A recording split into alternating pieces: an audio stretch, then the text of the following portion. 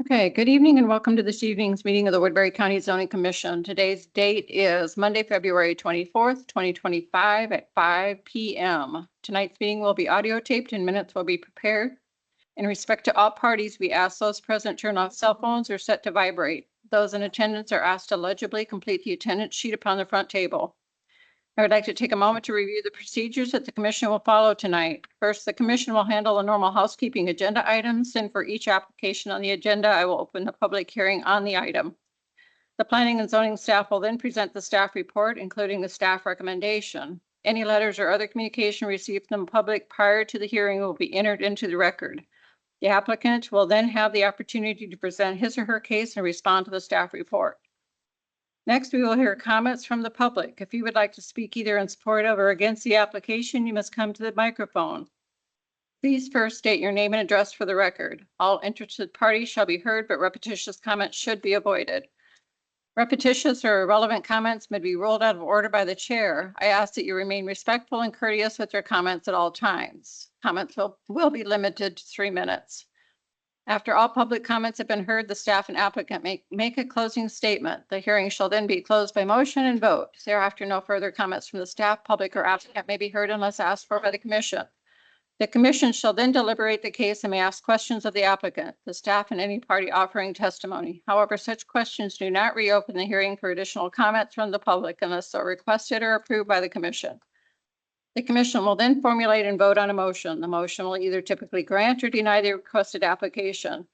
Any commission member who has an ex parte communication to place in the record of this meeting should do so prior to the beginning of the deliberation of the respective agenda item.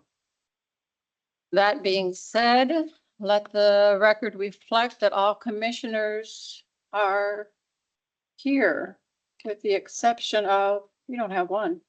Let the record reflect that Steve Corey is calling via phone, which is compliant under the rules of procedure. Okay. All commissioners are here. Next item on the agenda then is a public comment on matters not on the agenda, which is informational. Do we have anyone here that has comments not on the agenda? No one on the phone, I'm assuming. Okay, we're going to move on to item number 4 on the agenda, which is the approval of the minutes from previous meeting of 127. You moved to. Oh, sorry. 127-25. I was going to move down there too. If there's no additions, corrections, I'd entertain a motion. I move the motion. Okay, we have a motion. Could I get a second? Second. All in favor, say aye. Aye. Okay, Aye. all same sign. Hey, that was unanimous, I believe. Yes. Okay. Next item on the agenda is public hearing, action item for the consideration of nuclear energy facilities to be included as part of the Woodbury County zoning ordinance summary. Dan, do you want to read that info into our record, please? Yes, I would kind of like to kind of reference kind of dividing up this public hearing into a few categories. I'd like to just deliver some remarks from staff. We do have a visitor here tonight, a Stephen Curtis, who is on the phone. It's going to talk to us about nuclear. So I would ask him when we get to that point to introduce himself, tell us about his background, as well as information that he has to offer on the subject of nuclear. And so to begin with, staff and the framework of the ordinance. Over the last several months, we have looked at various frameworks that could be considered as far as the local government or the county's level of permitting for nuclear. We all know that nuclear is a topic where it's very intricate. There's various levels and types of nuclear, which hopefully we'll get into tonight. And there's a heavy emphasis on federal regulations as well as state regulations. The state of Iowa, through the legislature right now, there's a very fascinating bill. I'll touch on it momentarily, called It's a HSB 123 that's looking at various aspects of energy. And I think that it's important for the county as well as our residents to have a good understanding of this ever-changing energy world in which we live. Now, as far as being tasked as a zoning commission to look at how we fit in as far as our public's viewpoint on nuclear energy, as well as the infrastructure that we have in place, as far as what can we look at for levels of permitting. Traditionally, land use measures at the zoning level involve the zoning commission reviewing various criterias, usually through conditional use permits, and that's what I'm going to be touching on a bit tonight. One thing that I want to make clear is the Woodbury County's zoning ordinance does presently have language in it that could facilitate the permitting through conditional use of nuclear energy respectively to the general industrial zoning district. Our zoning ordinance places electrical energy generation, not including wind, in the general industrial district, but it prohibits that form of energy in our other zoning districts, predominantly your agricultural preservation, agricultural estates, suburban residential, etc. So this type of energy is reserved for your industrial areas. Our primary areas of industrial, I think the easiest way to describe it is where you look at the Interstate 29 corridor, the area south of Sioux City, south of the airport, west of Interstate 29 and east of the Missouri River. I think that area just really kind of stands out where the industrial assets in this county are located. Now, looking at our zoning ordinance, the zoning commissioners look at this all the time as far as when an application comes before the zoning commission, we look at to see if a use is eligible to go through the conditional use criteria. And technically, we're in a situation where, yes, technically somebody could bring a permit application to the county, propose a project, and we have an infrastructure and a criteria for running a application through the zoning commission and the Board of Adjustment, where we would hold public hearings and engage the public at the local level on this concept that is, again, heavily regulated by the state and federal level. Looking at how it's interpreted under section 3.03.3 of the county zoning ordinance, the zoning director under this section may interpret unlisted uses by comparing them to existing uses in the land use summary table. What that means is we look at electrical energy generation, and we can derive the idea that nuclear forms of energy are a form of electrical energy generation. Both of these concepts involve large-scale industrial processes designed to produce energy. They require substantial infrastructure, stringent safety measures, and regulatory oversight, typically situating them in industrial zones, which can very well fit with our ordinance. Their environmental and operational impacts definitely should be subject to strict safety, emissions, waste management standards, etc. Our criteria built into our zoning ordinance is designed in a way that we can have expectations that the applicants of pretty much any permit that comes before this board, we can ask questions as far as how they are following and living up to the other forms of government regulations. Similarly, we have nuclear waste storage, which is comparable to chemical and gas bulk storage, which is enumerated in the ordinance. And again, both involve handling and containment of potentially hazardous materials.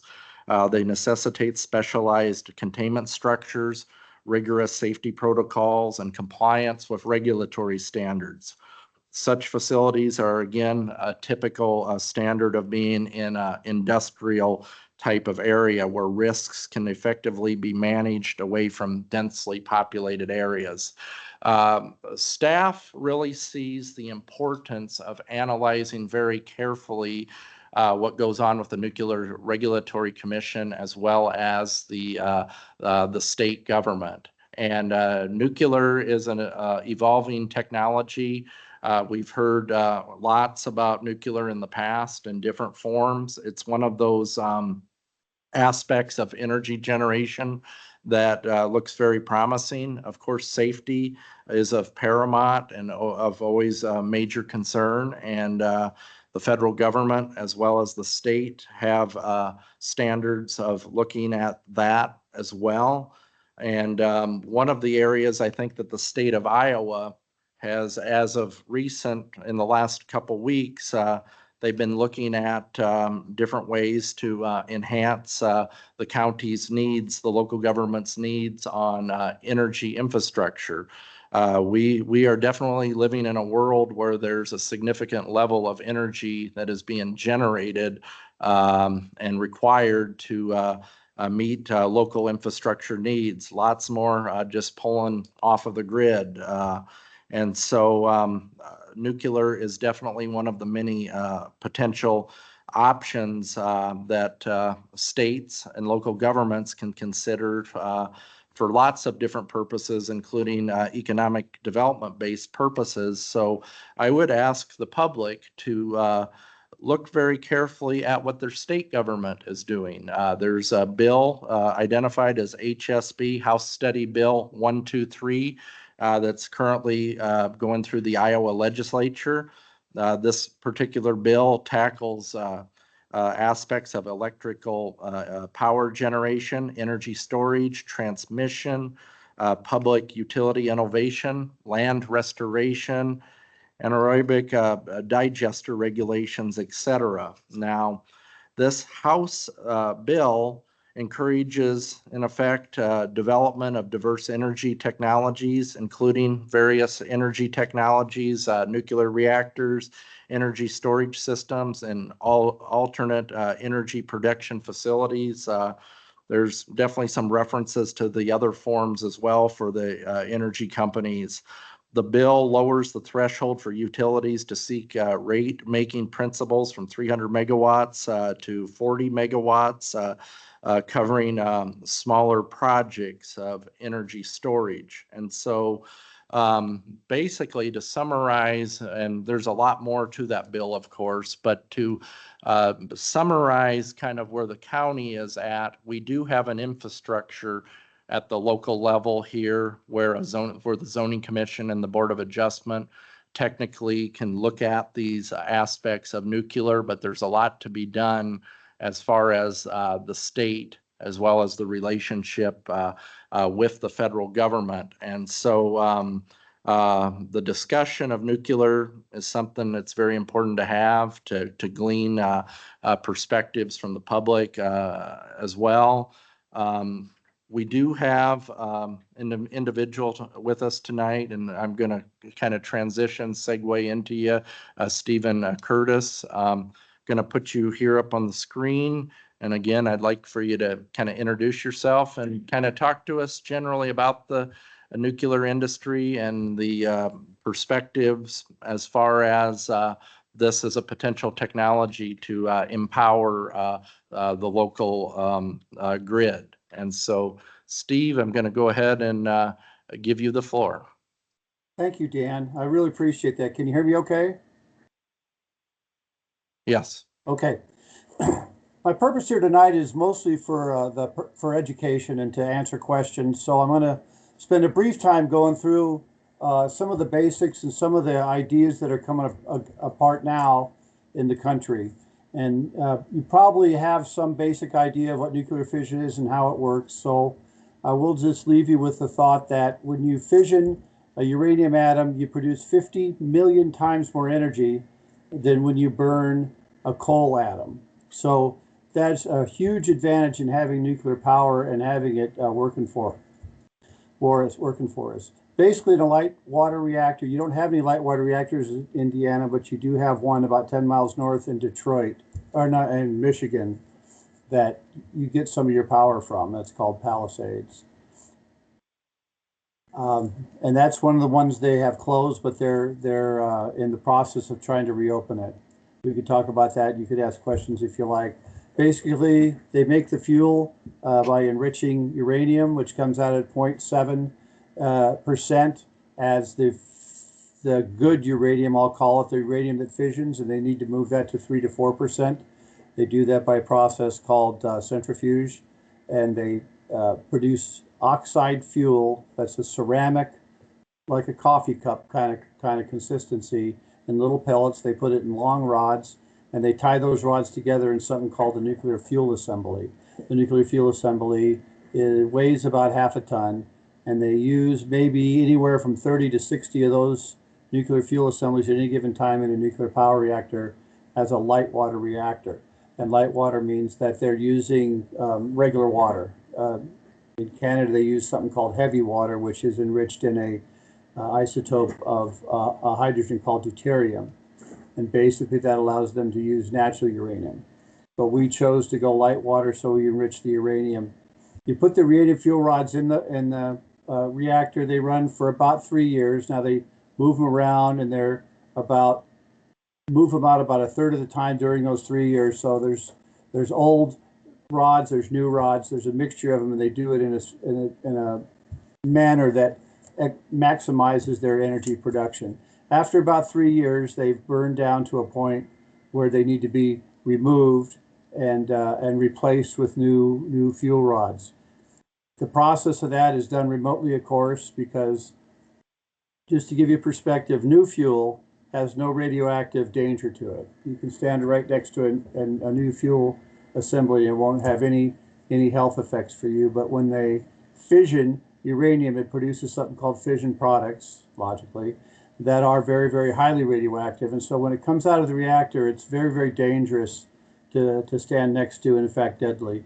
So you have to shield that all from people when they do the fuel change, but they've done that for 7 decades now, and they're very, very good at it. So the change that I put into a pond, they call it circulates water around the nuclear assemblies in that pond for about 3 years. After 3 years, they're cool enough to pull out an air cool. So they've now moved them to something they call a dry cask, which can fit about 15 to 30 of these in one cask. And they depends on the design. They either stand them up on a pad or put them into what they call a sarcophagus, and which time they can air cool so they physically don't get too hot. And then also the concrete, reinforced concrete, will shield the radiation. But remember that the radiation is going down exponentially the longer time it's out of the reactor.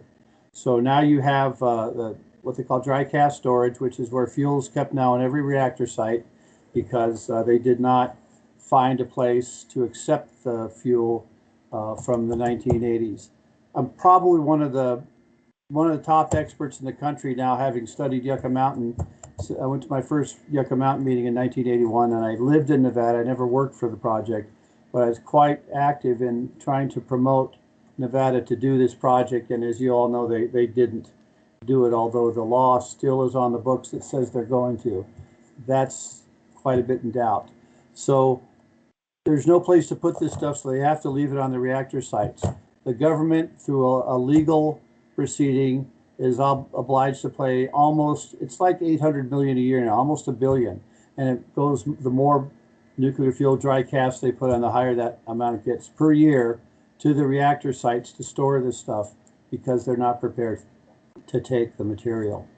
So the idea is, my idea, and I want to convey to you tonight, that we don't call this nuclear waste. We call this slightly used nuclear fuel, because actually there's about 30 times the energy not extracted from the fuel rods that can be extracted from the fuel rods, and we think it's a travesty that that's not being done.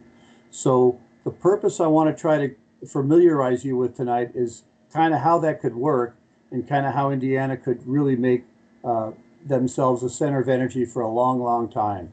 And it wouldn't involve any tax money for Indiana, but it would involve you getting into negotiations with the federal government. So let me try to explain that a little bit. The part, there's 95% of the uranium in the fuel rods doesn't change a bit. So at the end of the fuel's life, it has about 1% of that material is the good uranium There's just not enough of it to burn anymore, so they pull it out. There's about 1% of something called minor actinides, of which mostly consists of plutonium, but a few things like curium and einsteinium and those neptunium you might have heard of that kind of really have long half-lives and are kind of problematic for long-term storage. And then the 3% of it is sitting in fission products, which is what's left after the nuclear reactor fissions. Those things are kind of at the end of their life, although if you can wait 50 or 60 years, they have a lot of rare earths and rhodium and ruthenium and very good materials like that in them, but you got to wait to mine them until the radiation goes down. So even in the waste, there's probably a $1 trillion in all the reactor sites in the United States, probably total about $1 trillion in rare earth minerals and platinum metals. Those probably could be buried away forever if you like to, but that might not be a good idea for future generations. So that's what you're facing. The 95% that doesn't change, plus the 1% that's the uranium-235, plus the 1% that's the minor actinides, it comes to about 97%. Those are all possible to fission again in some technology that we call a fast reactor. So our advocacy is to try to convince the industry to use that vast amount of energy and not to just throw it away or bury it somewhere. It makes a lot of sense because it's going to cost a lot of money to bury it. They've spent a lot of money already trying to push it through legislation, and Nevada's managed to stop it. Their current attempt now is to have something called interim storage facilities, which if you can get one on your state, you'd be very happy you did, I think, in a couple decades. But they want to put them in New Mexico and Texas, and they're fighting them through the courts. I think they're going to win. So the bottom line is the U.S. has no real solution to spent fuel. And it's troubling people that listen to the news. And I can answer questions about that later if you're interested in asking them. But basically, that there's never been an incident of a danger of spent fuel. They're very, very well protected. But my case is that why don't we take that energy out of them and use it? So basically, if you fast reactor fissioned all the energy that's left in them, there's about 90,000 tons on the sites right now. You could have about 270 years worth of the current amount of energy that the U.S. uses right now. That's an awful lot of energy. Now, that wasn't a big deal for a while, but now we're seeing that there's going to be an increase in demand for energy, a huge increase for demand. Cryptocurrency and the beginnings of the AI types of calculations are already starting that. But the big guys, Microsoft, Oracle, Amazon, all those guys are getting into business, and it takes a huge amount of energy to process artificial intelligence, and they're going to get into business. They're going to do it one way or another. So that's a huge opportunity for anybody who wants to be sitting on a large amount of potential energy production material. And right now, the situation is that I see your hand, Steve. I'll get to you in just a second, okay? The federal government has this responsibility and has no solution. So my idea is that if I can go to a state and convince the state to have the impetus to go develop a clean energy technology like this, and if you have physical control of this material, that material is going to be used at your discretion because it's going to be in your control. I know people are scared of this and that they think there's really problems with this, and that's probably to your advantage if you decide to go down this road because you may know things that other people don't, and that's what I'm trying to impress on you. Now, the other aspects of this, and as you know, the nuclear Navy has probably 100 reactors out in the seas at all given time, all aircraft carriers, all submarines, and some of the newer destroyers are all run off of nuclear power. They have been doing that since 1955 when they launched the Nautilus and do it very well. Now, they do have to ship reactor spent fuel all the time, and they ship it all the time, and there's never been an incident. So they're very, very good at how they do that. Basically, the advantage is because this is highly enriched uranium, which you're not allowed to use in reactors because of proliferation concerns. So they'll run 30 years, these reactors. The life of the submarine is 30 years. The life of the reactor is 30 years. So you have a almost 100% quiet production source of electricity that you never have to refuel for 30 years. And that's a huge, huge tactical advantage for any Navy to have. And in fact, the Russians, of course, have nuclear subs now that the Chinese have them, because that's such a huge opportunity. But their cores come out in Newport News, Virginia mostly, and they ship them across the country out to Idaho, where they just store them in a ditch out there. These are very, very highly valuable materials because there's still a high percentage of the useful uranium left in them. So part of this would be to encourage them to maybe use that stuff in the future. And so the other thing you might have heard about is small modular reactors. There are small modular reactors of many, many different kinds, maybe 50 or 60 companies, small startup companies are in the business, and every big nuclear reactor company is in the business of creating small modular reactors. They have, like I said, a wide variety of technologies. I talked about the fast reactor. They have light water reactors, they have gas-cooled reactors.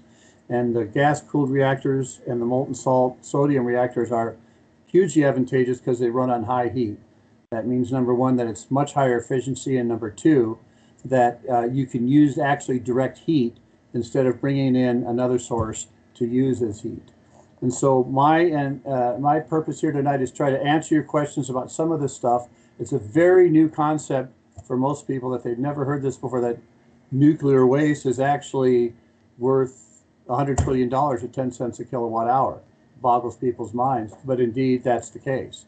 And I think that a smart state could take the lead in this technology and really, really come out of it in the long run. As you can see, the timing's right, and everything, all the nuclear power is becoming more and more acceptable within the country. And but my purpose right now is to try to educate people, like I said, and answer their questions. So, I didn't even give my background, did I? I guess I'll do that now.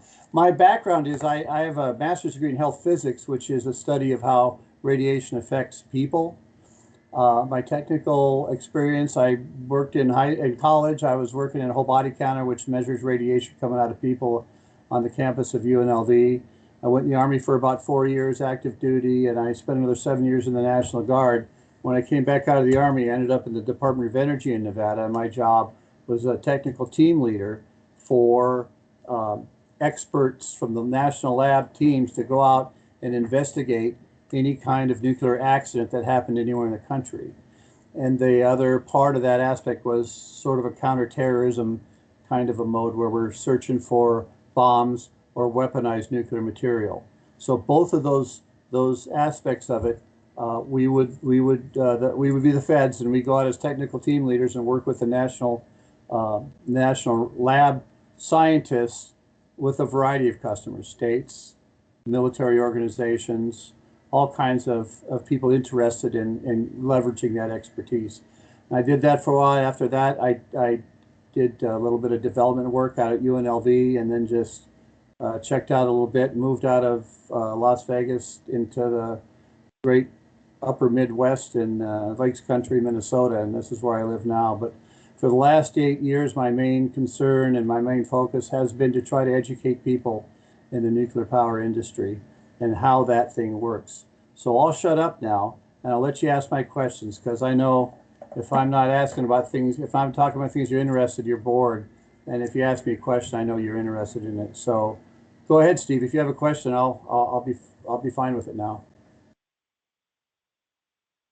Thanks, Steve. I appreciate you coming to the meeting tonight. This is causing a lot of questions for me Okay. right off the bat. So what I heard, if I'm wrong, correct me, please.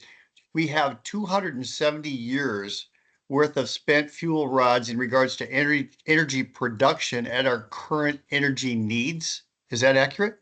270 years of the current U.S. demand right now. That's 4 trillion kilowatt hours a year. You can supply that for 270 years with what exists right now in those spent fuel canisters if you use the fast reactor recycling technology. That's correct. And how recent is this new technology, Steve, to be able to use this spent fuel? Good question. Actually, this was the original idea for the commercial reactors. Was fast reactor technology was going to be the technique. So they developed this. The first thing they developed after the Manhattan Project when they tried to put the technology to peaceful use was fast reactor technology. And then came along Admiral Nimitz, and he was interested in light water technology because my submarines are in light water. So he developed that technology for the nuclear navy. And once they had that technology developed, the commercial power reactors followed that lead and went with that technology. So technically, this is a very, very old and well understood technology. In fact, and there's many different ways to do this, and I'll answer all the questions you want to about it. But one of these reactors ran for 30 years in Idaho on spent fuel, completely off of spent fuel. It was sodium cooled, not molten salt cooled, and it was a solid fuel, not liquid fuel. But it ran for 30 years, and they did 2 experiments where they did sort of a 3 Mile Island experiment where they lost their pumps, and a Fukushima kind of experiment, even though it hadn't happened yet, where they pulled off-site power.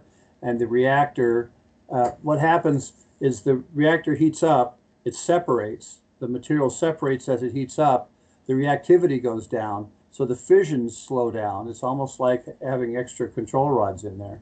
And they got so to the point where they heated up to a certain point, expanded so much, stopped the reactivity, and shut themselves down both times. So they've proven that they're intrinsically safe. They can shut themselves down in an emergency without an accident. Huge advantage. And I'll say that they can be used for anywhere from 10 megawatts, very small reactors, up to, technically as big as a vat that you can build is the limit to how much power. It's easy to get a gigawatt or 2 gigawatts out of these if you design it that way.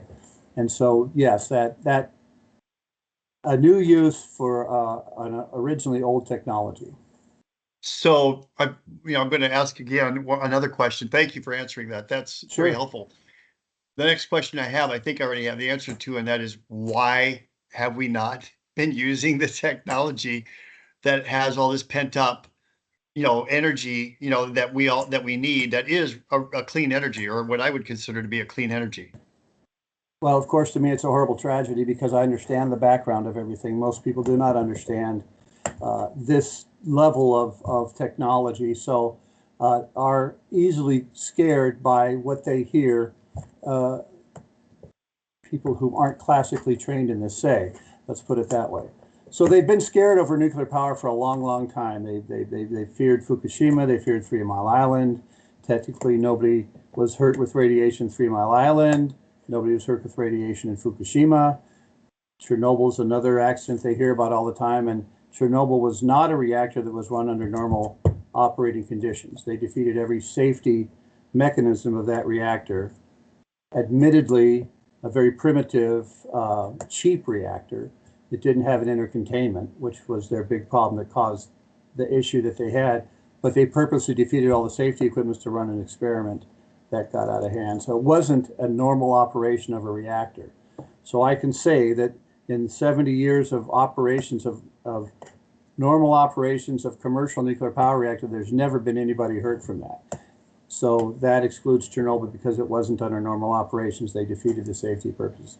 So the answer is, I don't know why. And the NRC right now is very, very hesitant to approve any kind of reactor design, which is a real problem. If it's the safest technology on the planet, why does it have the most regulation? So this is my question. It's the same as yours, Steve. Why not? Why haven't we done that? And I think petitioning the federal government hasn't been effective, I hope, as maybe making the state aware of that, because the state can kind of dictate to the federal government how they want to do this. If you decided that you like this technology and like this approach, you could make a proposal to the state, to the federal government from the state, and tell them under what circumstances you would do this. And the upside is, as you can see, very, very huge, and the safety risk is very, very low. The answer is nobody's just done it yet, and I don't know why. There's no technical reason why they haven't. Go ahead, Steve. I'm sorry, I don't mean to take up everybody else's question time here, but so if you were to use this technology and harness this energy from these spent fuel rods, does it make the rare earth mineral content that's in these rods more readily available at an earlier state, or is that doesn't change that aspect of No, it? they're part of the fission product mix. And the fission products take about 300 years to get back down to the level of uranium ore. But after 100 years, they're very, very, very low level because I said it's an exponential decay for these materials.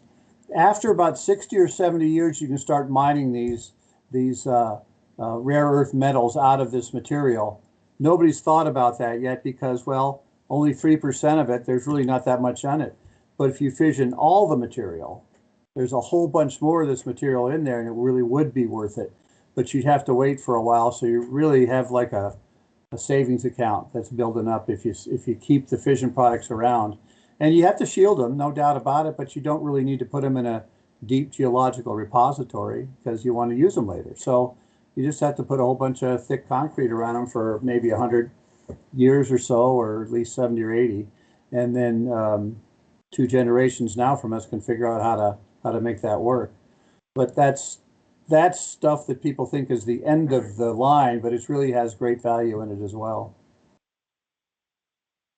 Thank you. Appreciate that. Sure. This is my Do we have favorite thing to do, guys. Do we have anyone here that wants to speak to the nuclear, have questions of our speaker? I'm not seeing anybody jumping up here. All right. Not necessarily a question. What's that? You want to comment, but not question. Okay, that's fine. If you want to comment, by all means, come up and comment. Ready? Yeah, absolutely. This is a public hearing. We want to hear from you. Okay. First of all, thank you, Sioux City Commissioners and esteemed guests. My name is Rick Plotty. I'm currently serving as a business manager for the International Brotherhood of Electrical Workers, IBEW Local 231 in Sioux City, Iowa.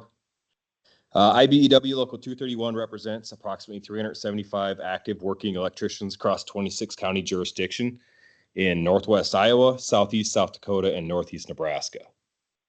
The union electricians we represent are among the highest trained and most skilled professionals in the United States, if not the world. As a former IBEW training instructor, I can assure you our standards are unparalleled. I'm also confident in our ability to build and maintain not only new energy production technologies, but also the industries they support. Along with that, all union building trades would likely support industry and energy production in Sioux City. Energy is a topic of national significance, and it was only a matter of time before Woodbury County would be part of this important conversation. I say let us embrace nuclear energy in our county. For too long, we have watched as industry opportunities have passed us by, heading instead to Omaha or Sioux Falls. But by taking a bold step in the future with nuclear energy, we can unlock unprecedented growth for our community. Affordable energy is a power driver of industrial development.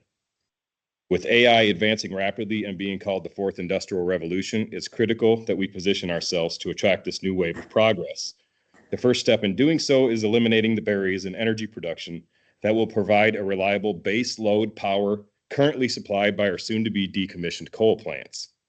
The U.S. Department of Energy study finds replacing coal plants with nuclear power could create hundreds of local jobs and add millions in income and revenue to the host communities. A recent study by the U.S. Department of Energy highlights the potential of transitioning from coal to nuclear power as a game changer for both the environment and local economies. This shift could provide a significant boost to supply of reliable, clean electricity while making substantial progress towards the nation's ambitious goal of achieving net zero emissions by 2050. Several industries rely heavily on stable and affordable energy, including restaurants, healthcare, fitness, hospitality, retail, educational institution, cold storage, data processing, and manufacturing. Many of these industries are already present in Sioux City, and others, if attracted, would greatly contribute to the growth and prosperity of our community. However, we cannot attract new industries without access to more affordable and reliable power. I firmly believe that the only energy solution capable of reliably replacing the baseload power provided by coal, our coal-fired NEOL plants, is small modular reactor technology. SMRs are the most promising option to sustain the energy output the coal plants currently provide. As we stand at this crossroads, it is essential that we take a bold, forward-thinking steps to ensure our community thrives in the face of energy challenges ahead.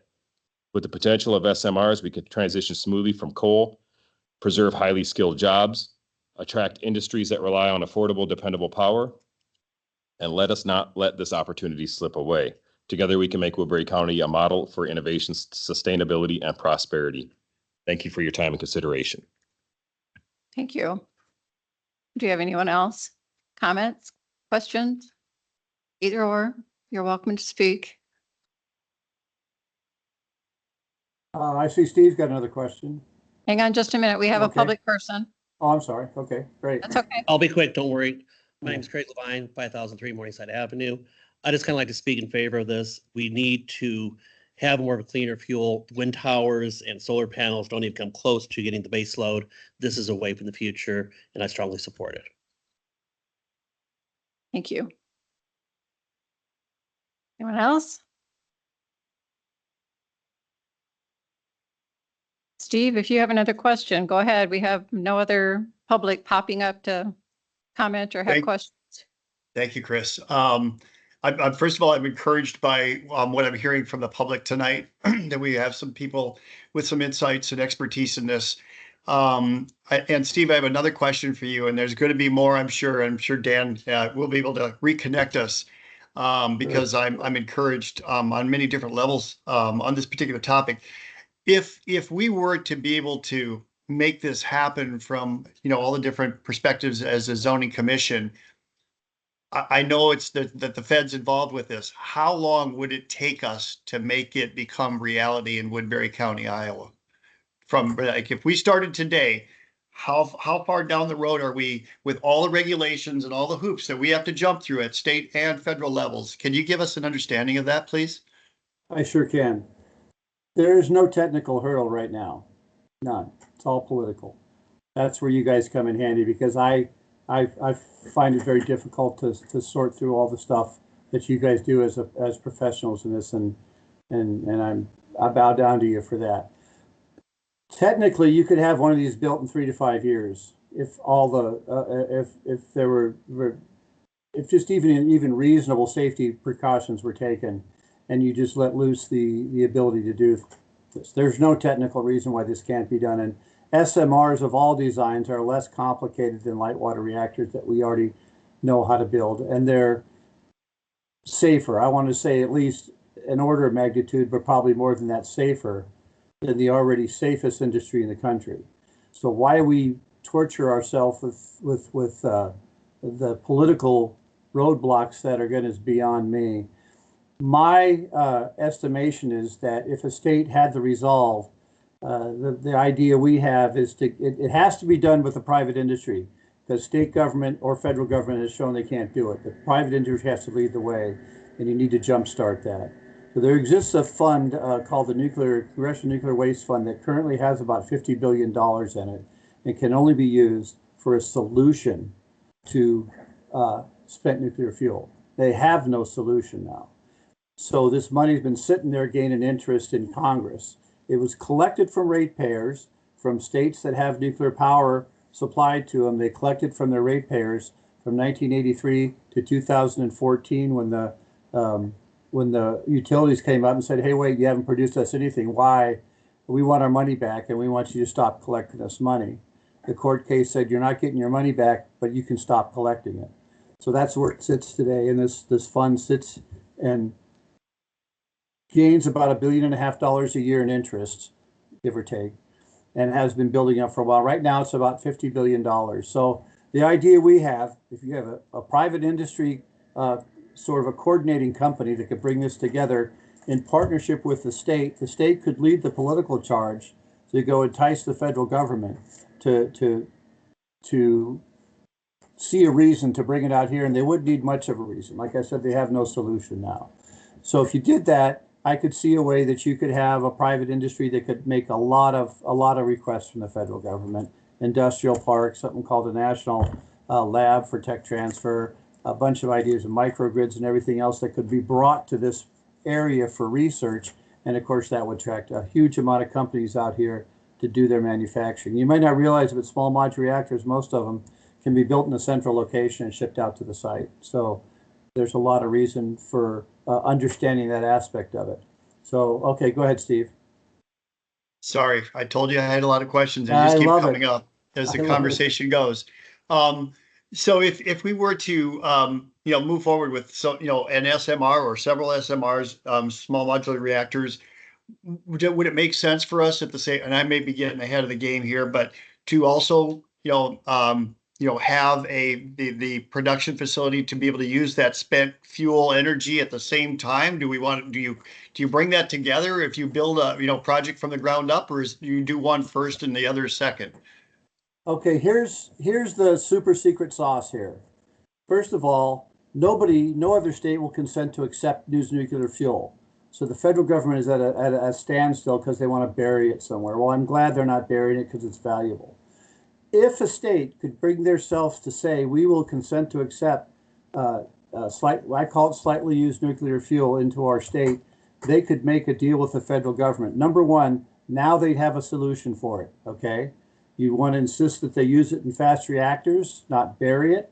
You'd want to insist that you guys get title of it, but that they pay all the expenses of taking care of it. You'd want to ask for this industrial park, the National Lab for a tech transfer. You want to ask for maybe microgrid research, or even the Army now has a program where they're going to be having microreactors on every base to power their bases. That's in a very advanced stage. You could ask for that applied engineering and scientific research to be in your state. And you could make those agreements with the federal government to bring all that aspect to it because they have no other solution. The trick to that is that it probably would never arrive. Now in Indiana, you don't have any, so you'd have to get some, but Illinois gladly give you some. They have the most of any other state, and you could probably even get California to pay you to take some of theirs. So there's no problem getting a hold of it, and it's no issue in transporting it, despite what you might have heard. So there's really no holdback to this technology except for political. And well, we know now that Bill Gates is building his reactor out in Wyoming. They've got another gas-cooled reactor that's going to work with Dow Chemical in Texas to co-locate a reactor right with the chemical facility to provide the energy.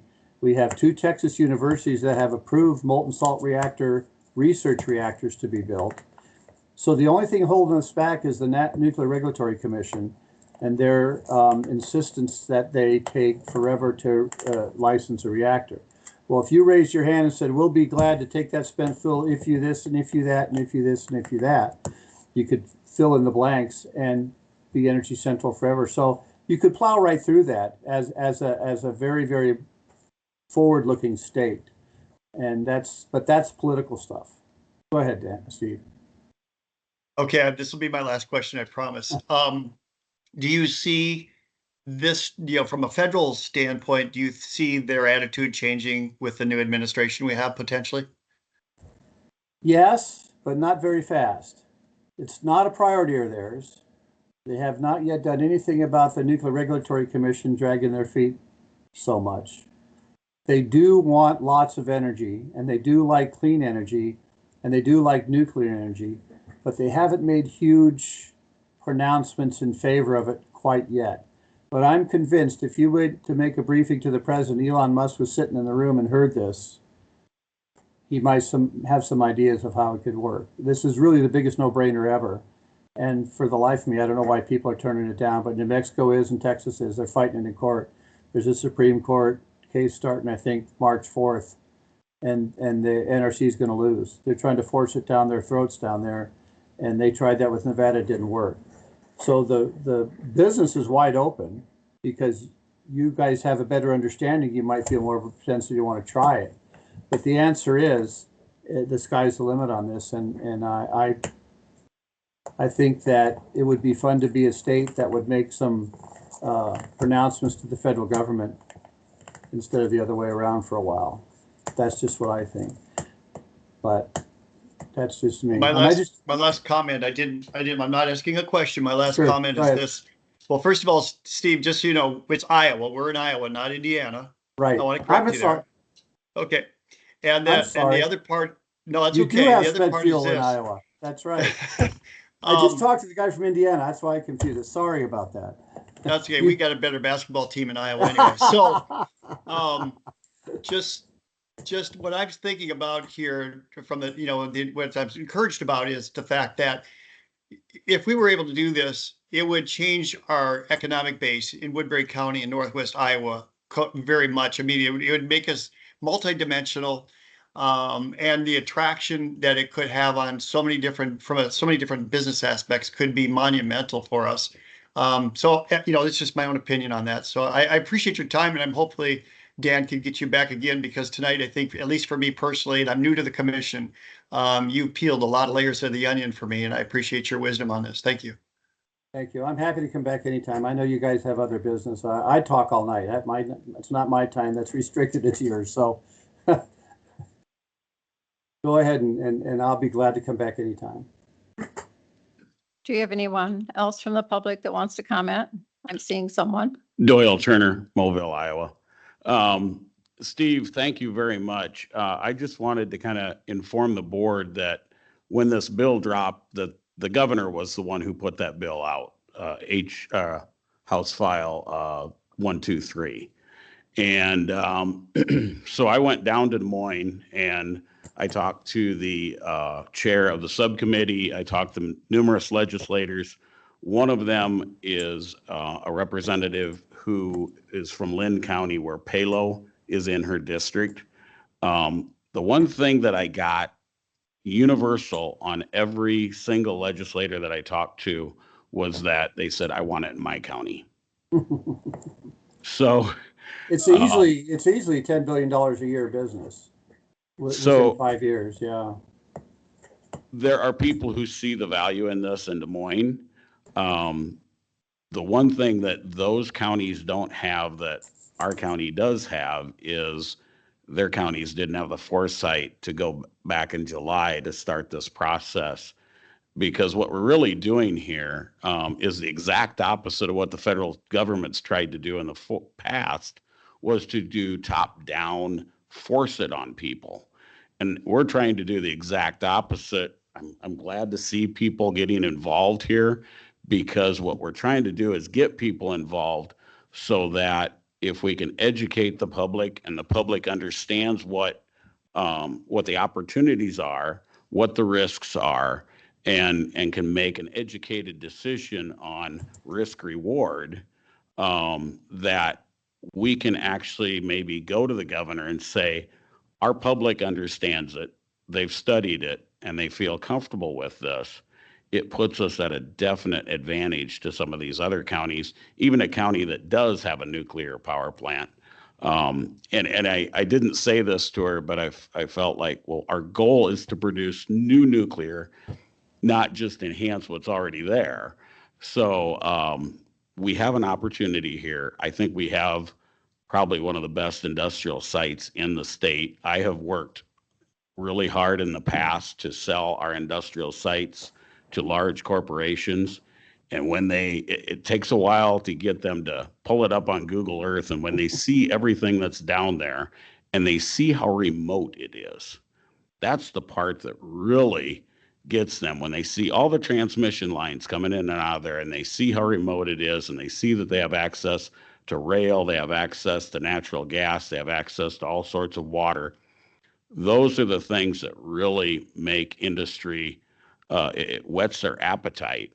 The next thing we need is very affordable electricity. That is the part that we have been struggling with. And I think this is a real opportunity really to set up an industry in this county that will serve our kids and grandkids very well. Thank you. I think you're thinking of it the right way, because this is an industry that nobody else has thought about. Like I said, you're the cutting edge of it. And let me amend my why I said Indiana. I don't know. I was talking to the guy in Indiana. I'm an old guy and I get confused, but I know I'm talking to Iowa. You do have spent fuel. So one of the caveats you would make is that we use our spent fuel before anybody else's. Okay. We'll be glad to accept it, and you should beg and plead for an interim storage facility. But even if you approved one today, you wouldn't see anything for 10 to 15 years, because that's just how slow this whole thing works.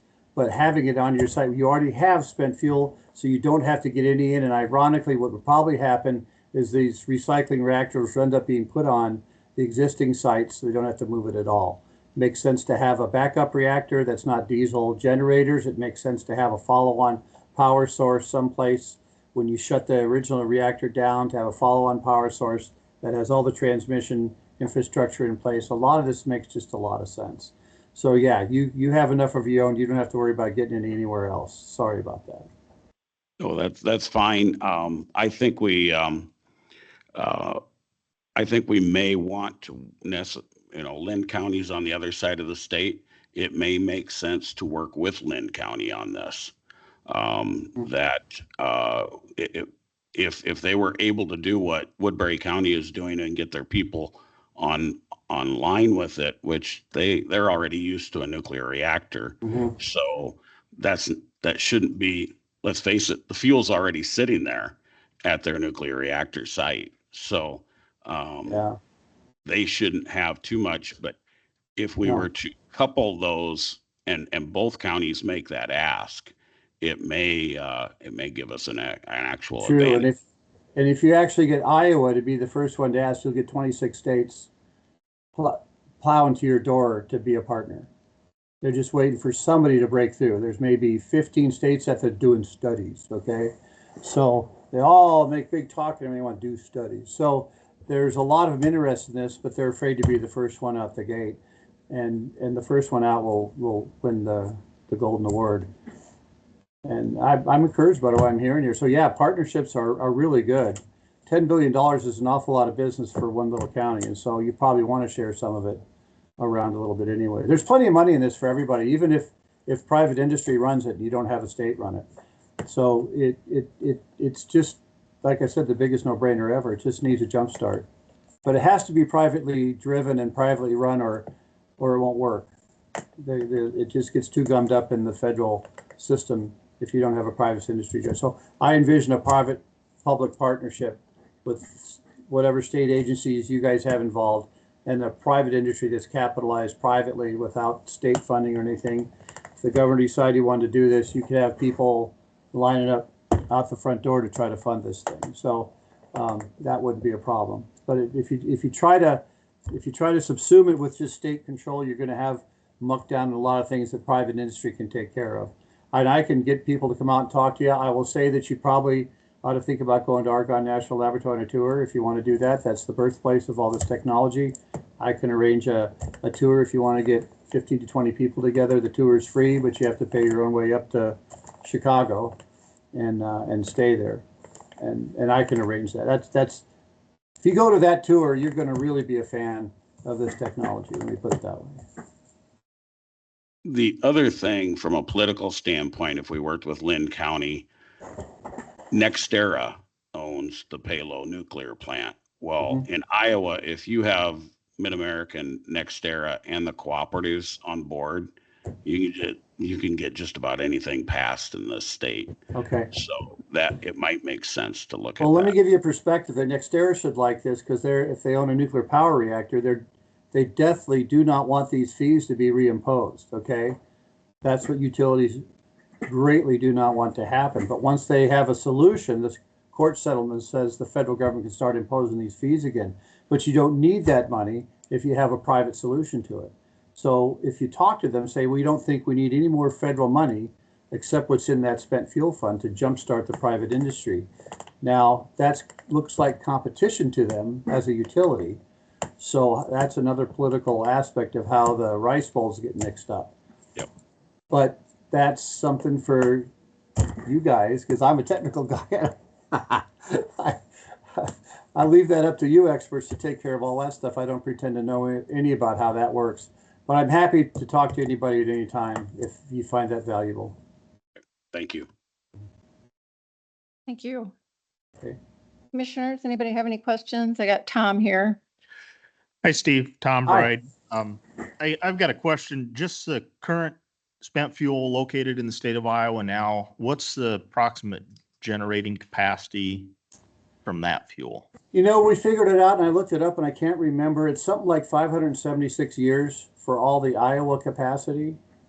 So you got more than enough in your state to run for whatever deal you want. The real trick is building the first of a kind reactor because that's the most expensive. So the idea is that you would have this fund build the 2 first of a kind reactors and have the companies out there, and there's lots of them. There's at least six or eight simply molten salt reactor companies that would compete for this business to build the first reactor, use that money to pay for it, and then give the reactor to the company with a successful bid. Can you imagine how low the bids would go if that was the case? So you really have some leverage with this if you play the game the right way. But you're absolutely right. I guess that's an easier sell from the public's aspect too. If you're not bringing it in from another state and you're just working with what you currently have, it And seems. no tax money. You don't need Yeah. any tax money from the state of Iowa. You get it all from the spent fuel fund. You're going to have people on the state side working on it as working in partnership with a private company. But if the governor ever got to the point where he made the declaration, you'd have to prepare for all of that and think about how you do all that. You'd have investors lined up out the back door, and you'd have, like I said, at least 15 other states, come to talk to you, because they all want to do it. They just don't know how. And again, thank you for your You bet. input. Another question for you? Sure. Mr. Curtis, my name is Kent Carper, Hi. and I'm a new supervisor in Woodbury County. So I just want to say thank you for speaking to us tonight, and thank you for your military service. Mhm. I see that you chose the right branch to serve as well as myself. My But, dad was Air Force, so that didn't go over well for a while, but worked out to be pretty good for me. Just a couple questions about Sure. public communication. Yes. And how does the facility communicate with the safety information to the public? And what's a safe distance from, city limits or a farm or another house, airport, to put up a facility like this? Light water reactors have a 1-mile evacuation zone and a 10-mile protective zone.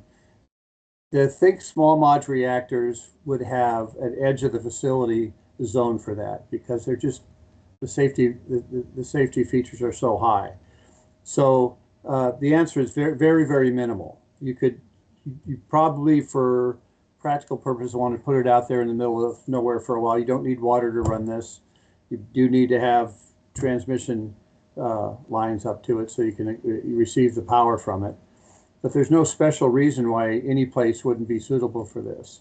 So generally, in the long run, if you're talking about small modular reactors in the future, of course, the ideal is to have the baseload power as close to the place where it's used as possible.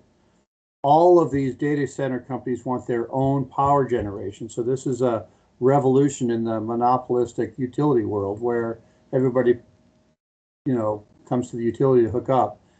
These companies now want their own source hooked up to their own facility and don't have to worry with the utility. So that's a little bit of a consternation with the business side of this.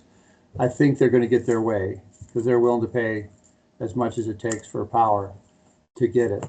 And if you don't have a lot of extra power, the bid rate's going to go up for everybody. I don't know. I was in Vegas and the ANS meeting, and they had Microsoft and what was the other one? It wasn't Oracle. Google and Microsoft were there, and they said this industry is going to need 300 gigawatts of power as soon as we can get it for artificial intelligence. Now, if you had nuclear power running the entire country, you'd have 500 gigawatts of power. So this is 60% more power just for their data centers that they're going to want to subscribe. And the grid is not big enough to take that. So probably some of this is going to be the agreement where they get a direct power supply source. And I think that would take the weighty burden of increased prices off the list. And so imagine if you have 270 years worth of power generation and you want to burn it up as fast as you can, you're going to beg people to use more power. I mean, you're going to have all the power you can use for a small monthly fee. And if you think that's impossible, think back 40 years ago when you're trying to make a long distance call at your house, right? And now you can make long distance calls anywhere you want to. It's eminently possible, and in fact, I don't know why it's not the norm, and it should be, but it's going to take something to push it down the road. So yeah, I can see a penny a kilowatt hour power easily once this thing gets going. And then that will open up, if they solve the spent fuel problem and they can do something about the NRC, which will probably go hand in hand with that, that will open up the rest of the nuclear industry so they can get their reactors approved and move down the road into business case. There's only one reactor approved right now, and there's probably 50 applications sitting in the queue. And those guys charge $300 an hour to these companies, and some of them just can't afford it right now to pay for that license. So you could open up the entire world to nuclear power just by this simple concept. Thank you very much for answering Okay. the question. Mr. Curtis, thank you. You mentioned early on in your speaking about, I think it was New Mexico, they're fighting in court. Can you give me any more information on what Oh, states? sure.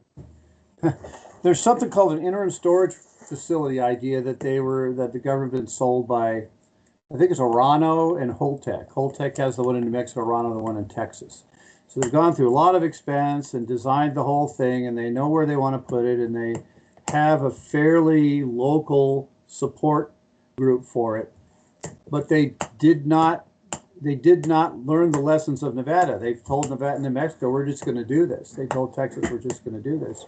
And they've dug their heels in. They said, absolutely not. We're not licensed here. Don't even talk to us. We don't want to hear about this. So that's called an interim storage facility. And what the public perception is that they put an interim storage facility there. It's only good for 40 years.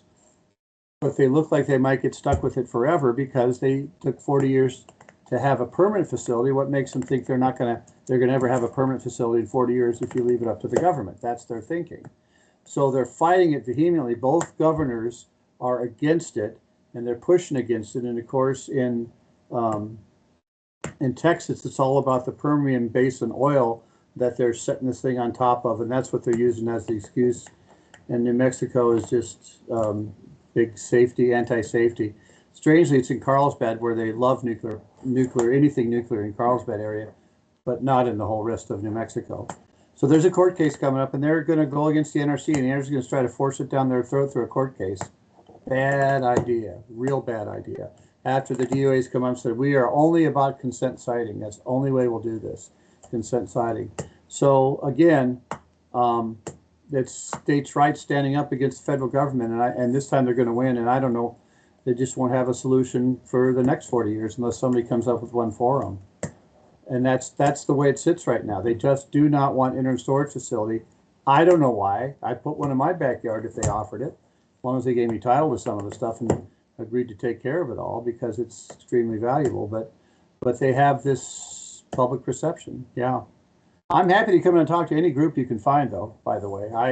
That's what I would rather do the rest of my life, however long it might be, is to go speak publicly about this and talk to people and answer questions. So. Thank you, Mr. Curtis. Yes. Anyone in the public? Any more comments or questions have come up concerning the nuclear? Okay, I'm not seeing anything, so I think at this point I'm going to ask for a motion to close public hearing.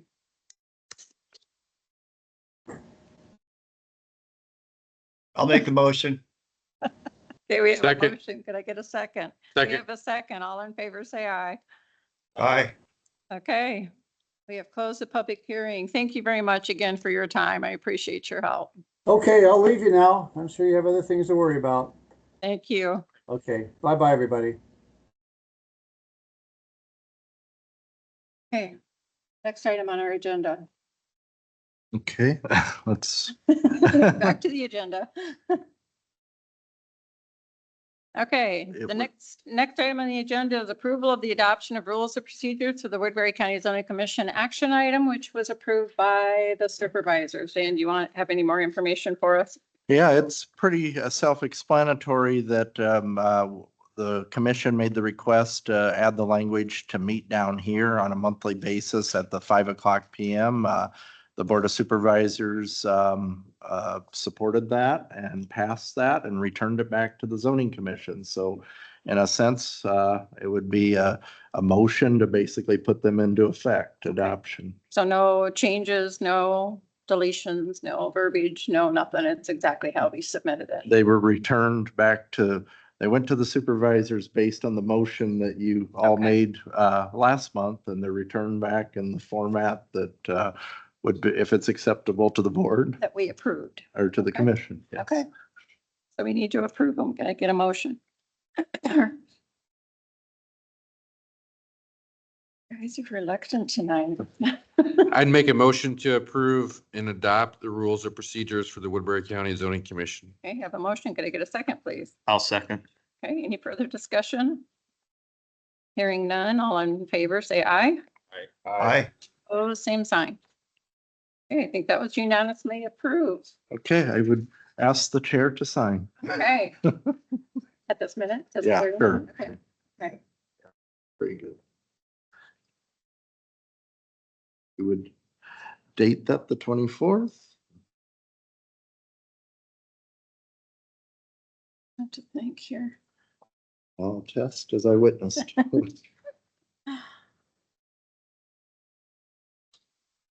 thank you. Okay, you're welcome. Okay, are we ready for next item on the agenda, which is the dimensional size for single-family dwellings follow-up discussion?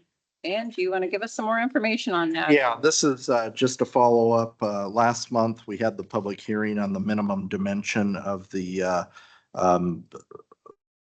mobile home dwelling or the single-family dwelling, where we can discuss the mobile home of being an aspect of how you build it to fit within the 23 feet on the minimum dimension. I did reach out to the county attorney's office, and we do have some language in the ordinance right below the minimum dimension that makes the reference to HUD as well as the state code.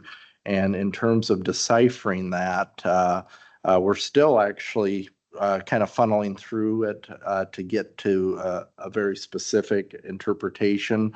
But what it looks like is when those manufactured homes are prepared, they're built to certain specs and standards, things such as how much weight they can take from snow and various aspects of that. And it looks like it's coded in there that the federal standards have to be met. And so the way that that's written, I think the best elevator speech way to describe it is that the federal even has specific regulations on terms of how you add on to it. So you got to follow both the federal regulations as well as the state code. Now, the county does not have building codes at all. However, in working with Joshua and the way that language is written, that would be the one instance where we have to recognize the building code that comes directly out of federal. So we were talking about what do you do if you cut into it or make a modification or some type of L structure. It's looking like just on the surface that would be a modification that would throw off the data and the statistics for how that prefab or how it was built initially. And there is some type of federal pathway that they could get to, but it's pretty restrictive as far as the mobile home versus the manufactured in terms of the addition. So the property owner that would be approaching the county with some type of building permit, if they were to initially build that, they would have the responsibility of trying to show us that they can meet the federal standard as well as the state standard. And that's a tough, it kind of gets to the point of maybe we better go with a double wide or something of that nature in terms of the expansion. But we're still kind of looking through a little bit more of if there's any, leniency in terms of that interpretation as far as the addition, but there's some language out there in federal HUD as well as the state in terms of actually doing the physical modification. So it's kind of news to us in the sense that, a jurisdiction without building codes, that very bottom line in 4.11 that references HUD. I gleaned from Joshua that we've got to be very cognizant that the federal standards are there and we have an obligation to meet federal guidelines. We all know, we oftentimes think, it's the county, no building codes, creativity where you can put something together, but the way that is written, it definitely is a bit more restrictive than we had anticipated. Good to know. question? So that trailer does not meet the code then, is that No, correct? Federal. Yeah, it state. just, it's sort of, because I start there at the basis of thinking, yeah, how creative can we be? But when you, but HUD, when they have those, you cannot discriminate towards how these are built. So they're built under some equal type of standard, and they're distributed and brought out to the county, affixed to a specific foundation. So we were trying to look at it from the aspect of what it, and we touched on this a little bit last month. What if you build it all at the same time? But if you're building it all at the same time and you're actually somehow mounting it or cutting it into that structure, if you try to unify it into a living room, you're throwing off the predetermined calculations for how the structure was put to place on the market. You think of like buying the product from the store and it's got to meet the standard. You drop it down on the foundation, you meet that. And so that's kind of the catch-22 in the ordinance as far as the 23 feet ultimately being the package deal. And so that's kind of where I'm seeing back in 2008 and my predecessor's interpretation that, hey, you've got to have you got to meet the 23 or go to the double wide type of situation. All right, So, thank you. Have you heard from the property owner that brought this to your attention? I have not yet. We're still, I'm still kind of working with Joshua, but I wanted to give you all just a direct update on that, on where we're at. Because when you look at that, and that was good advice that I got from you, as far as working with Joshua on that, because Joshua has a very good way of challenging you as far as knowing the statutes and the codes and having us read it and saying, hey, you read that and give me your opinion. And he's just very good at that. So I have nothing but praise for Joshua on those type of interpretations. But once we get that more refined, we'll talk to that property owner, Jeff. So. Any other questions or comments on that point? Okay, we're going to move on to the public comment on matters not on the agenda, which is item number 6. Again, I'm not seeing anybody jump up. So I think we're safe on that one. Staff update, item number 7. Just not a whole lot to add at this point. Of course, the nuclear, to kind of touch on that. As I kind of said before, we do have county infrastructure to look at it, but as Mr. Turner kind of mentioned, there's various aspects of the state and the federal and counties that are interested in this, such as Lynn County.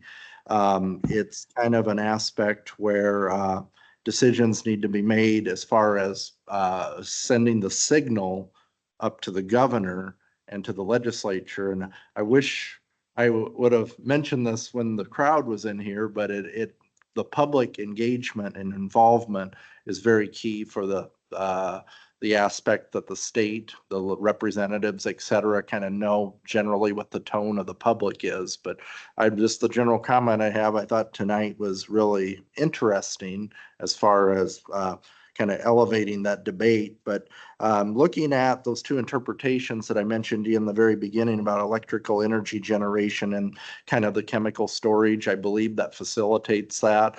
I went back and looked through our comprehensive plan that was passed last May, and we can actually decipher based on the interpretation that we can have electrical energy generation in industrial. The whole nature of the industrial park definition as well kind of fits that idea of the industrial activity for nuclear.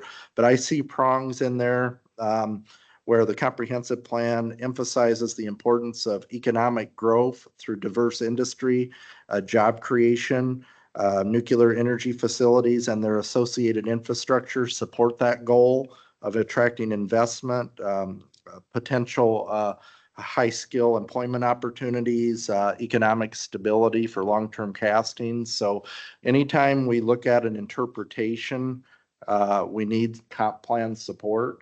I think that's essential because that's a big part of the public infrastructure and utilities, as well as our land use and resources.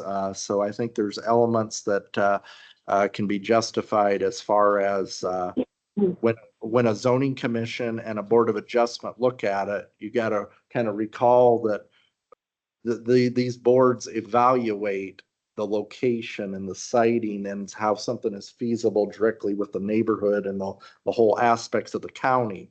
So I think that we have an intricate debate going on, or an intricate, a lot of information where we know that there's different types. I thought Supervisor Carper had a very excellent question about the distances and the setbacks. I think that goes into consideration if an application comes in at some point. And we ultimately at it from the broad perspective. That's how the zoning ordinance is designed. Electrical energy generation is broad. It allows us the idea to look at modular or the different types, how they fit in categorically. And so I think that the whole basis of where the commission and the Board of Adjustment stand, I ultimately think we're in good shape with comp plan support. So I think that we have two kind of directions going on here. Us trying to learn as much as we can about what constitutes these systems, how the public feels about these systems, ultimately what are the long-term effects on it. We know the good stuff, the positive stuff. We need to learn more, of course, on adverse effects potentially as well. That's a whole part of the situation at hand. But I ultimately see a good amount of the weightlifting in this debate generally being in the aspect of the governor, the state, and the federal government. And it's important that we all understand that, decipher that, watch the news, watch these bills, and directly see what our state leaders are looking at as well. So it's them evaluating what these counties, how they're going to ultimately address that. But that's generally my comments from that. So I'll go ahead and conclude with that. Thank you. Commissioner comments or inquiries? I guess I have a couple things. I sat in on the meeting on Friday with Steve Curtis. And one thing that wasn't brought up tonight, but it was a matter of record at that meeting, that he has no skin in the game, either monetary or politically. I wish I would have brought that up while he was here tonight, but he reiterated that on Friday. The other thing, I guess I would also bring up the fact that the supervisors understand that Woodbury County is currently ready to handle a process like this through the conditional use permit that we currently handle. It works very well for this type of situation because it gives the public a lot of input. They have the ability to voice their opinion once they know more about what the plan is or what's going to happen, instead of just, oh, this might happen 10 years from now. So I think this would be a perfect situation for conditional use, which we already currently can do, as Dan already has stated. Thank you. Any other commissioners? My only comment is, since I'm new at this, is I'm very grateful for having him on tonight. I learned a lot.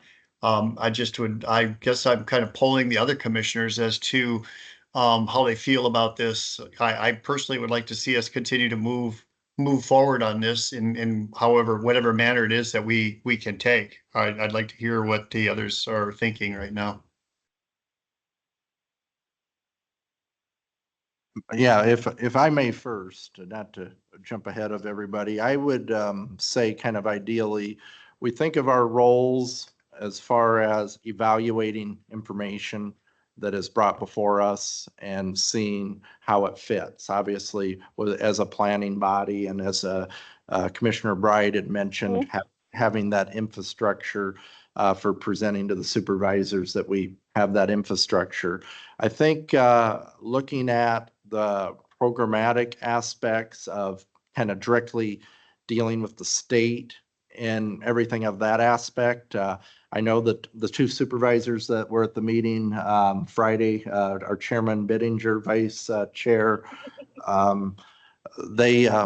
they were very engaged and they understand, the aspects from the state level and the federal level. And so I think the board, it's important that they see that this here, the commission being the permitting body reviewer, the Board of Adjustment being the permitting body viewer. I think they already know and appreciate the fact that cases are brought before you. You evaluate those cases, they see how they fit within the county.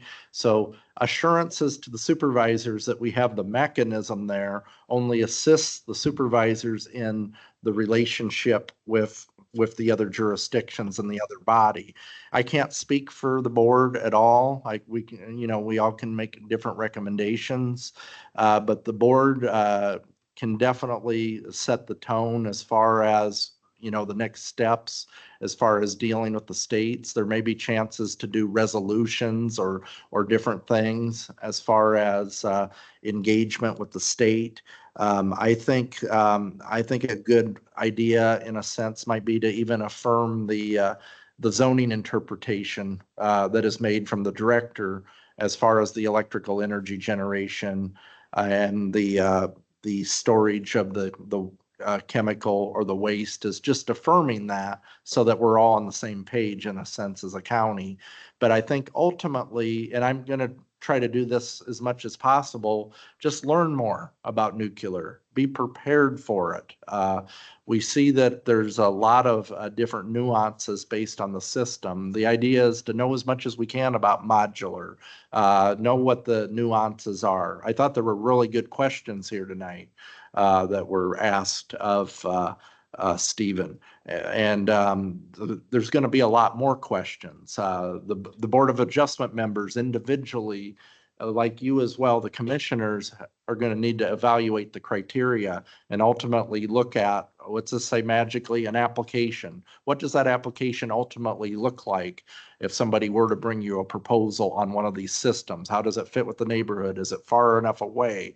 Does it protect the public health, safety, and welfare? Some things we've got to consider is our general industrial area is in a transition phase, and it's been in a transition phase for quite some time as farms and housing eventually long-term will go industrial, but we do have to recognize there are some housing down there in some spots.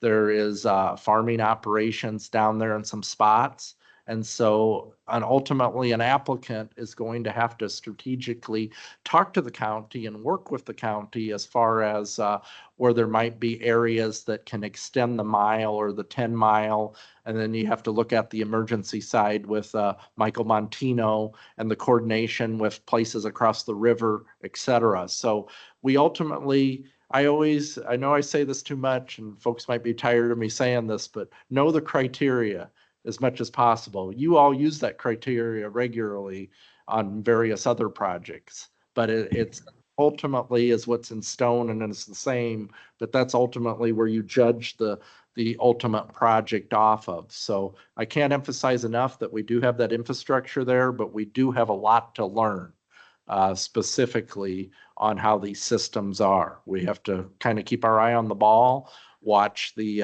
actions of the federal government. I heard several things tonight. We have a new administration. How is the new administration looking at this as a whole? There's definitely been lots of executive orders already that have adjusted some things with renewable energy and some other aspects. And the governor, about 3 weeks ago, this was kind of, news to me that the governor dropped that House or a study bill 123 in there, which kind of will definitely bring perspectives forward. Mid-American Energy, I can't speak for them, but they're a major stakeholder in terms of that legislation, making energy investments maybe more lucrative and being able to chase some various energy-based projects. But the governor, in a sense, has set the tone with that bill. And so now the supervisors and other stakeholders working together with the supervisors could be in a position to discuss that with the state. So again, I can't speak for them, but I just want everybody to be aware that we kind of have multifaceted things going on right now. We're juggling multiple things. But as for the zoning commission and the Board of Adjustment, I think, study as much as you can, about, the science behind this and the safety record of other jurisdictions. I thought, Chris had a really good question about the storage and the Texas and those type of things. Those are excellent questions so that we can glean as much information to an eventual application. So I would say just kind of maybe have a little bit in the back of our minds that there could be an application sometime. And we've got to learn based on siting, based on the specs of the project, et cetera, how to handle that if it comes forward. So that's all I got. I guess one thing I'd like to add to, Steve Curtis's comment on Friday, one of the things he did say is to make sure if you're going forward with this, that the county is 100% committed to this. So, and that to me comes from public input, the supervisors, the more people know and the more response. Just tonight, we had more people at this meeting regarding the nuclear than we've had so far. So that was a very important thing that Steve pointed out on Friday.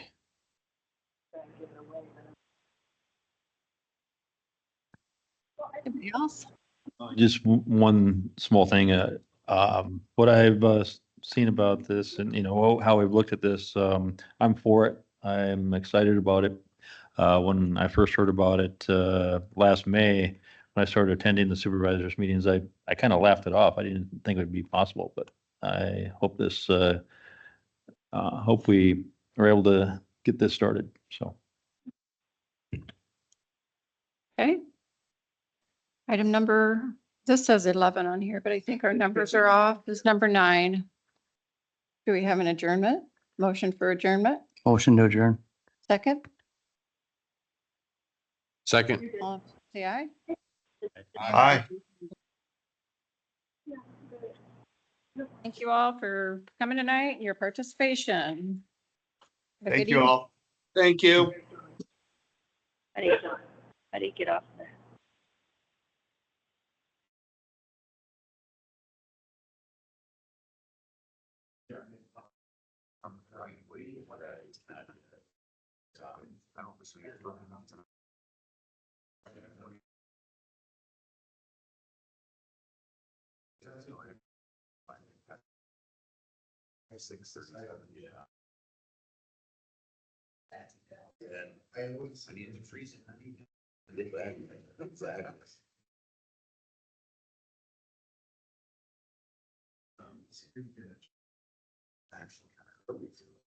Yeah.